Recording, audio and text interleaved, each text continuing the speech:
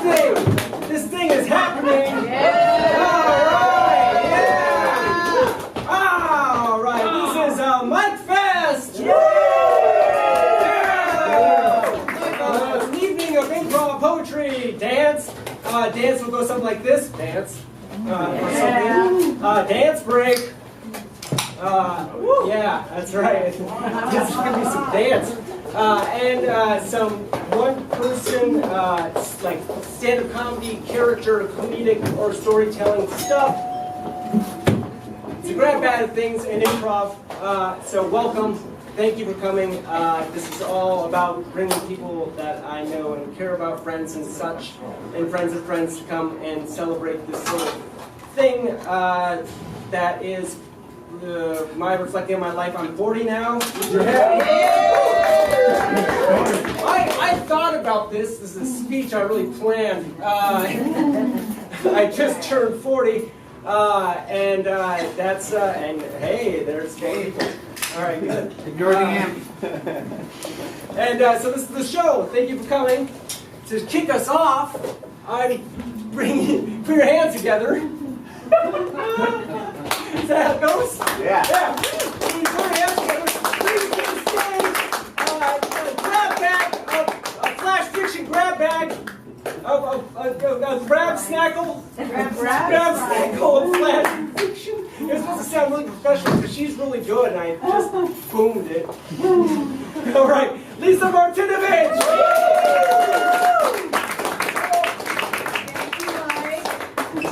It's an honor to be here for Mike Fest, celebrating you and everybody.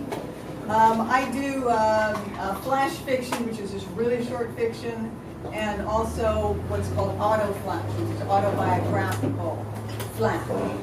And sometimes they're a hybrid. Let's see what this is.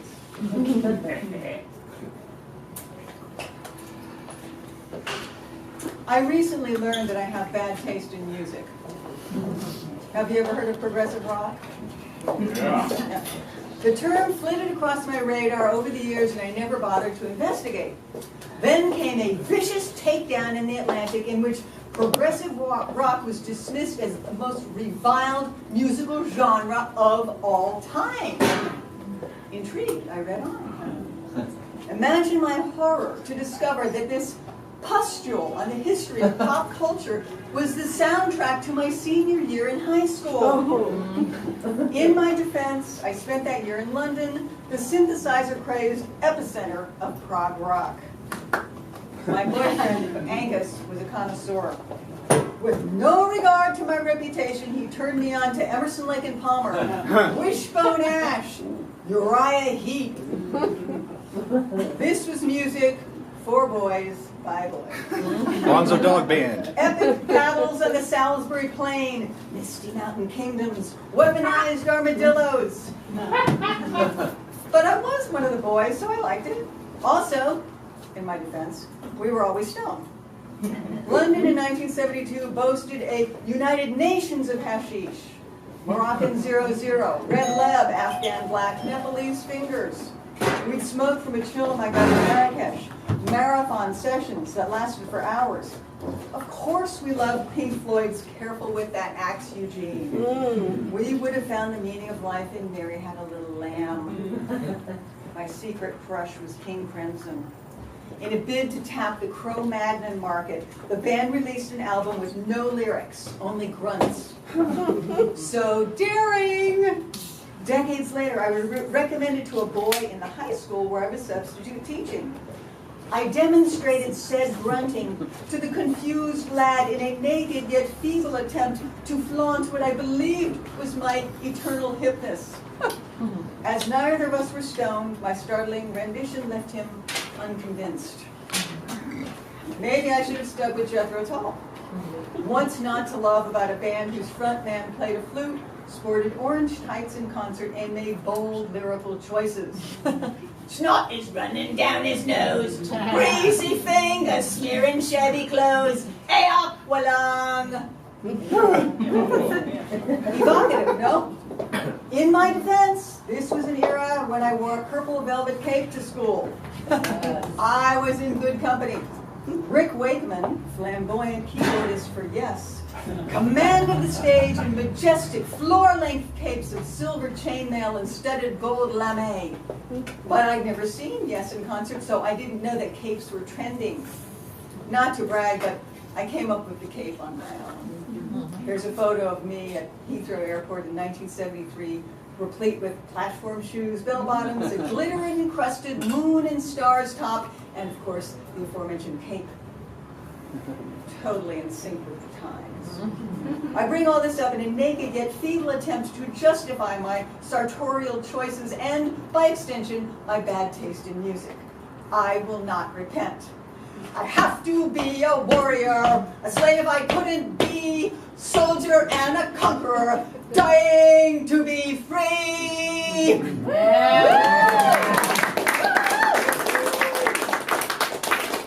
that last one? Wishbone Ash. Okay,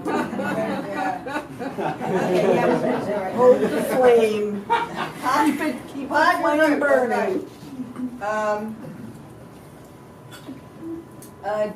Did you ever have the urge to run wild through the streets, telling acquaintances and random strangers an exciting piece of news about your personal life? Don't do it! I was recently seized by that very impulse. I stood on the front porch in my jammies and shouted, "I'm in love with an animal!" I thought everyone would be happy for me. Instead, they were confused. Was I in love with my new pit bull rescue pup, or a hairy-backed brute with bad table manners? Was the object of my affection the subject of a Facebook video? The heartwarming bear cubs tumbling out of the hammock? Maybe that plucky goat discovering the joys of a backyard trampoline? No, it was not. Fortunately, humans are also known to perform meme-worthy hijinks, even back in the day. Perhaps my fellow baby boomers will recall the scene in Cool Hand Luke where Paul Newman gags down 50 hard-boiled eggs on a bet with fellow prison inmates. I thought that would make a fun clip. I was wrong. I know this because I found it on YouTube, like everything else that once mattered to someone, somewhere. Is nothing sacred? No, it is not.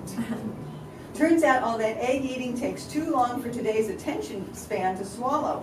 People get antsy and scroll on. I tried describing the scene to a random millennial. She stared at me blankly. Paul who? Which is totally unfair.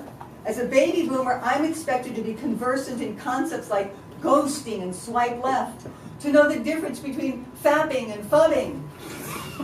By the time I've mastered a new locution, it's already no longer a thing. But I keep trying to bridge the divide. I confide in my chiropractor's receptionist, a savvy 20-something named Karma, that my first crush was on Rowdy Yates in the 60s TV series Rawhide. She stared at me blankly.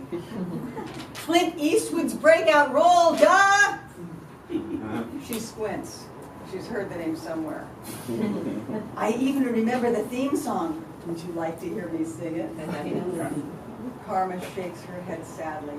The doctor will see you now. She leads me towards the treatment room. I sense I'm being ushered into a crypt for old people who've lost their relevance. At the mouth of the crypt, I spin around and, to prove my relevance and justify my continued existence, get all up in her grill. I'm in love with an animal, I shout. Deal with it! Rolling, rolling, rolling, keep though the streams are swollen, keep them doggies rolling rawhide. Don't try to understand them, just rope, throw, and brand them. Soon we'll be living high and wide. My heart's calculating, my true love will be waiting at the end of my ride. Hit 'em up, move out! Hit 'em up.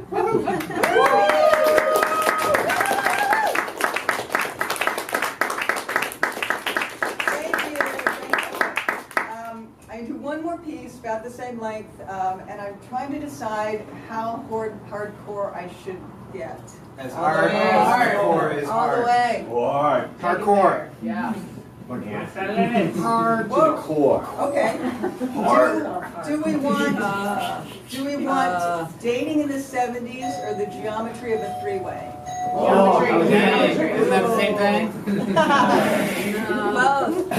Yeah. All right. You asked for it.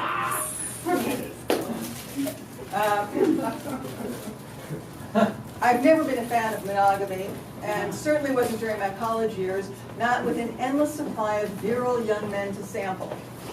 I've always been a sucker for a stud and a Speedo, and back then, water polo players were my drug of choice. Jack is a hunky film major and surfer from Hawaii, a wild man on the dance floor. Danny's a surfer too, a long, lean blonde from LA who can ride the lip of my wave.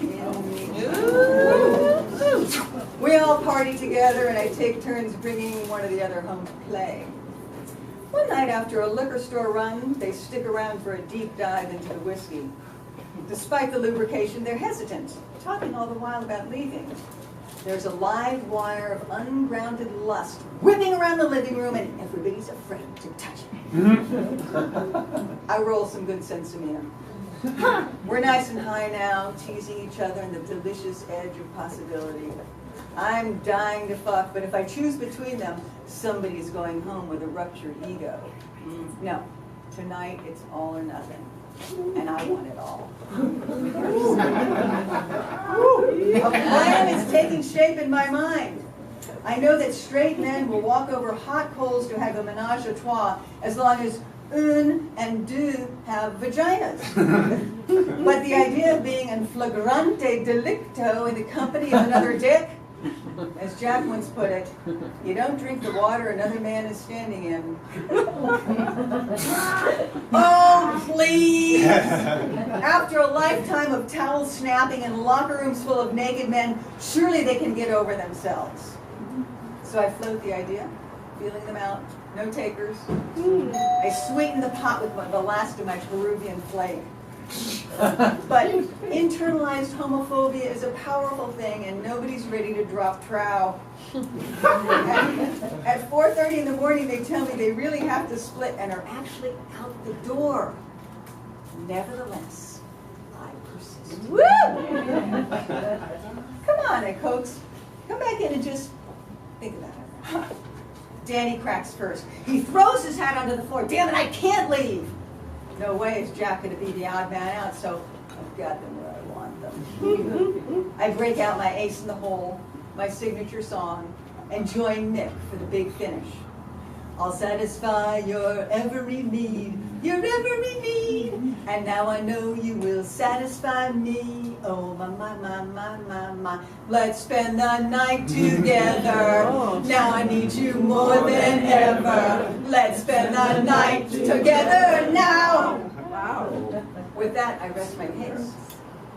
Danny and Jack look at each other, shrug, and prepare to go where they imagine no man has gone before. The geometry of a three-way is tricky, and modesty forbids disclosing graphic details. However, I will leave you with a pro tip for any gals out there who want to try this at home. Keep your body in the middle, and your boys will never, ever regret their walk on the wild side.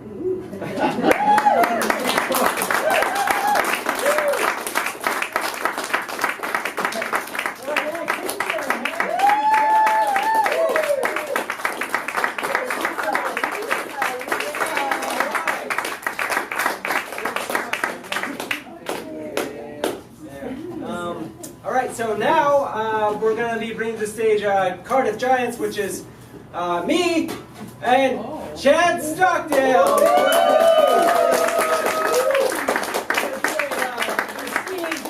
We're going to do a scene. We're going to do a scene. Great. All right. Relationships. All right. I guess what? We're going to be quiet and find it. All right. Let's find it. All right.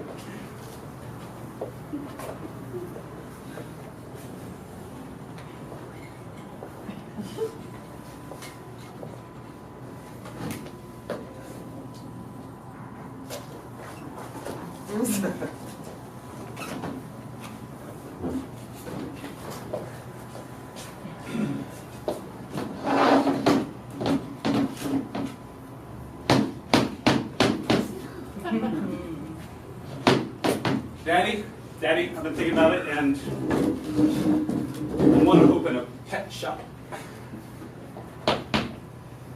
Want to open a pet shop at, what do you think? Well, you know I got all the money in town. I got all, I'm daddy. Daddy, you're swimming in it, Daddy. I've been swimming in it in a long, long time, and I am so very proud of you that you have ambition. It's like, you know, I'm doing strokes and all that cash, and I see it, Daddy, in the horizon. Salvation, an island unto itself, filled with exotic birds, reptiles, and Dalmatians. What do you think, Daddy? I think that's beautiful.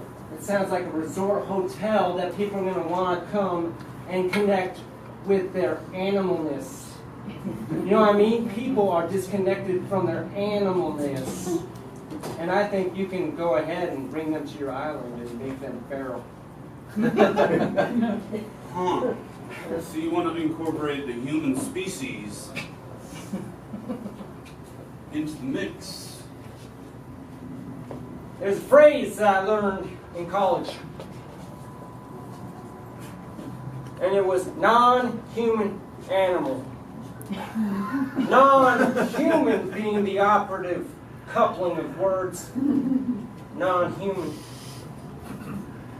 But animal being the thing. You get what I'm saying? We forget.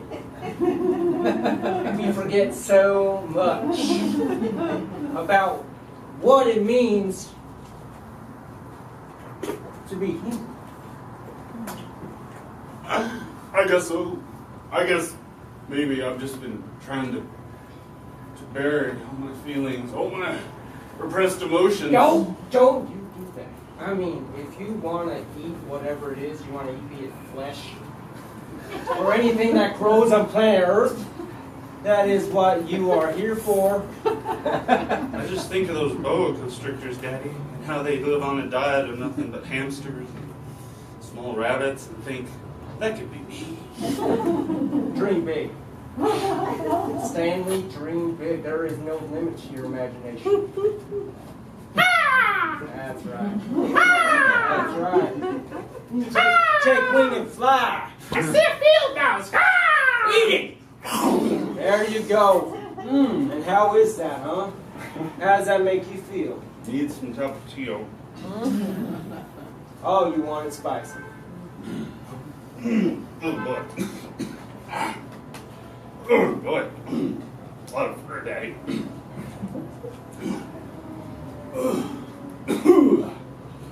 Well, yeah. Of course it's a lot of fur. That's what keeps you safe from the elements.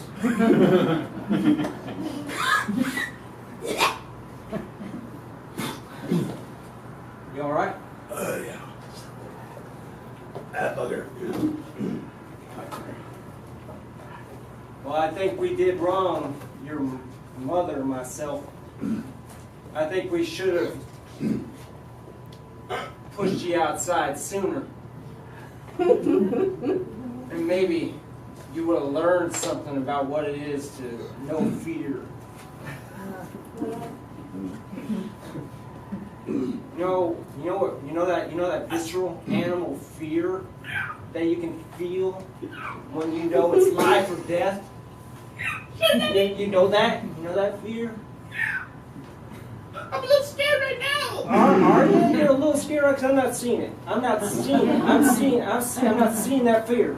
I've never eaten a field mouse before. It's like gaming now. Yeah. Yeah, it is. I mean, whatever the meat is before you put that spice on or that seasoning, that's true. That's truth. That's the taste of truth. You get what I'm saying? That's real.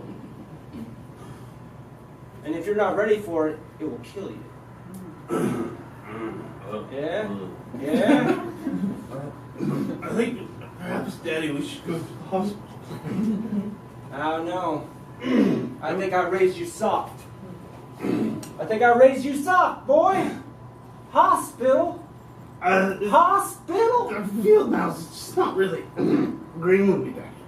Because if you look out in the animal world, like with wolves or orangutans, there ain't no doctors. There ain't no religious leaders leading them to God. No. There is no salvation. And so if I'm going to have you get in touch with that animal, that little animal feralness, I'm just going to have to sit here and watch you and see what happens. See what happens.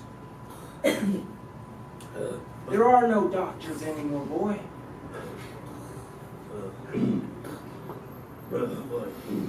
Huh? I'm your only. Speak up. I'm your only. Speak up. I'm your only son, Daddy. Please. Please. Well, I went to college. I went to college and I took a class on biology. There are these things inside. And say I can't see it right now because you got this skin. I can't see what's inside.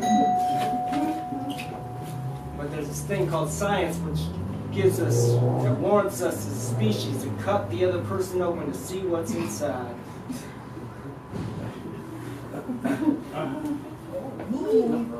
Oh, Daddy, Hey, what? boy,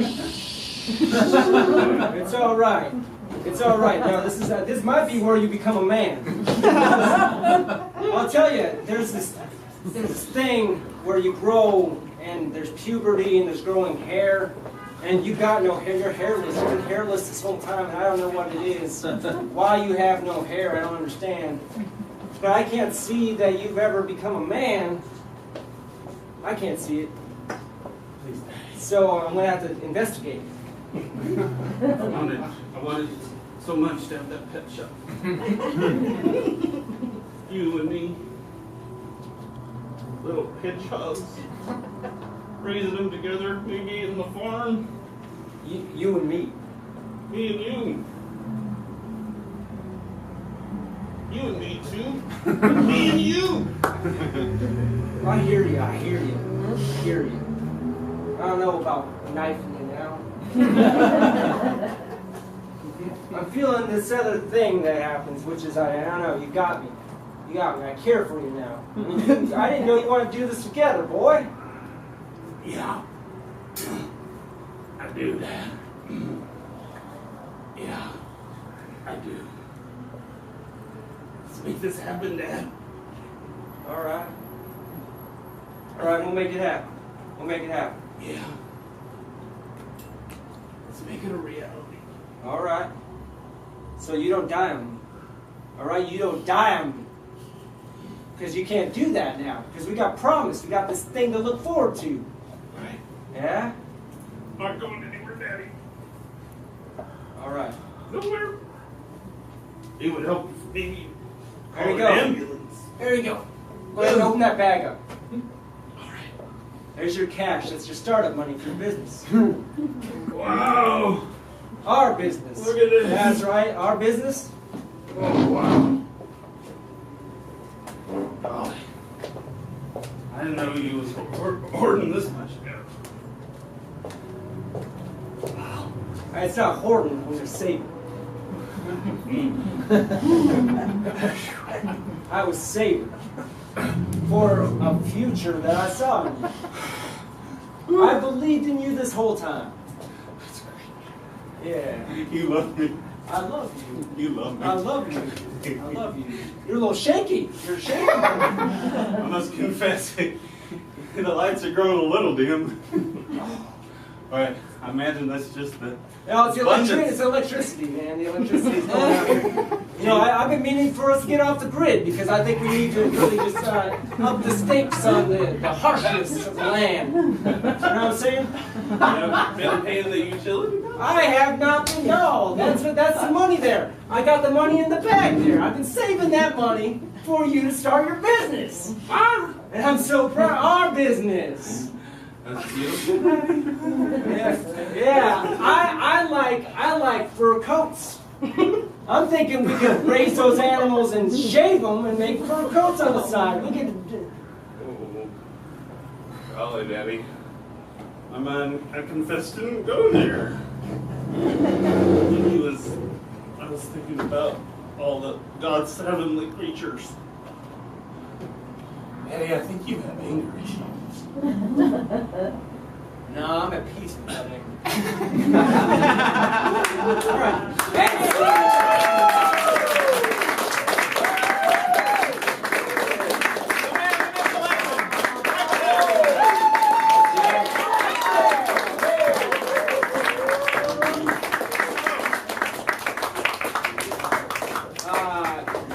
Nice. That was fun. Thank you. All right. Thank you. Thank you for that. That was nice. I'm trying to gather my thoughts here because it's the next thing, and now I just did a scene, and the next thing is happening. What is it? NPL. Are the NLP. what's that? NPL players? NPL. No. Oh wait. I got it. It came to me. It's emotionally available.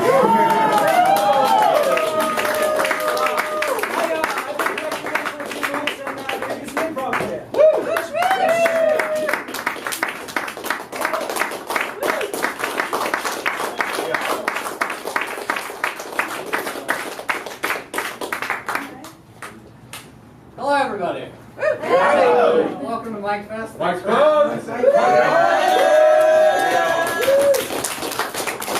to do some improvising for you, and to start us off, we need a suggestion from the audience. An everyday object, maybe like a chair.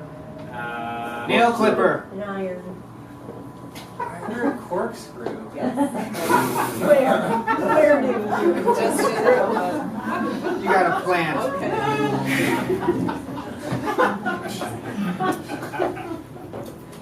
You are twisty. You are screwy. You are sharp. You are helpful. You are twisty. You are twisty. It is shiny. You are pokey. It is metal. It is. It's pretty cheap. It is magnetic. It is filled with poison.